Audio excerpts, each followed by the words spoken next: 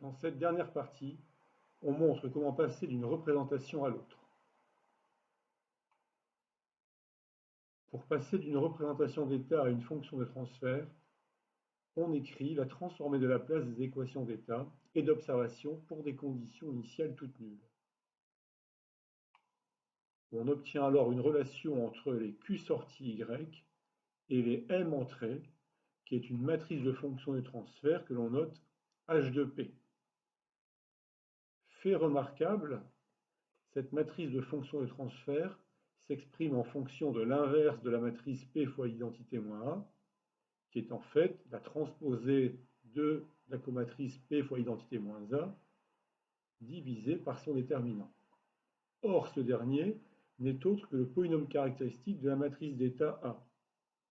Ainsi, le dénominateur des fonctions de transfert est le polynôme caractéristique de la matrice d'état.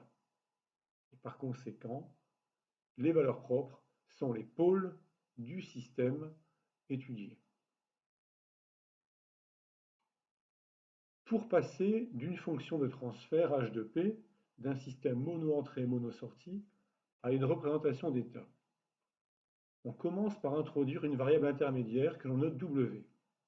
Et on exprime la fonction de transfert qui lie W à U comme étant l'inverse du dénominateur de la fonction de transfert H de P. On exprime ensuite ce transfert dans le domaine temporel, en se souvenant que multiplié par P puissance n équivaut à la dérivée temporelle énième de la variable considérée.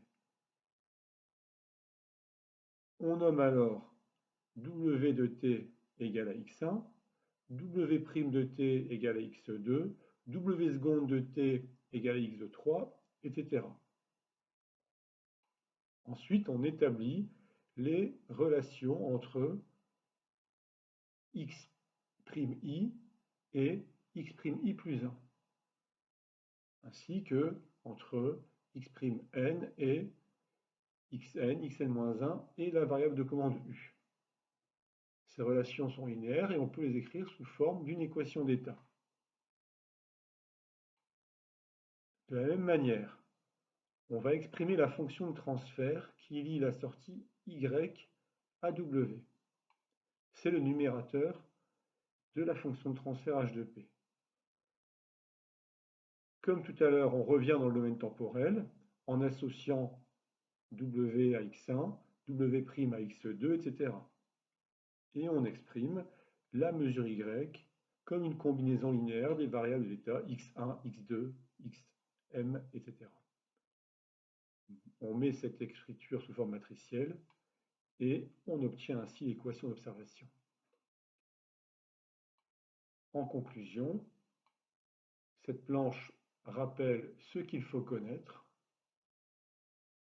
exprimer une représentation d'état avec le vocabulaire afférent, exprimer une fonction de transfert et être capable de manipuler les formules de changement de base pour une représentation d'état.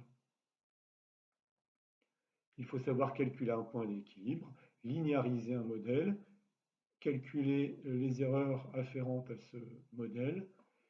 Il faut être également capable d'établir une représentation d'état et une fonction de transfert, passer d'une fonction de transfert à une représentation d'état et passer d'une représentation d'état à une fonction de transfert. Il faut être également capable de tracer et d'interpréter un diagramme de bord.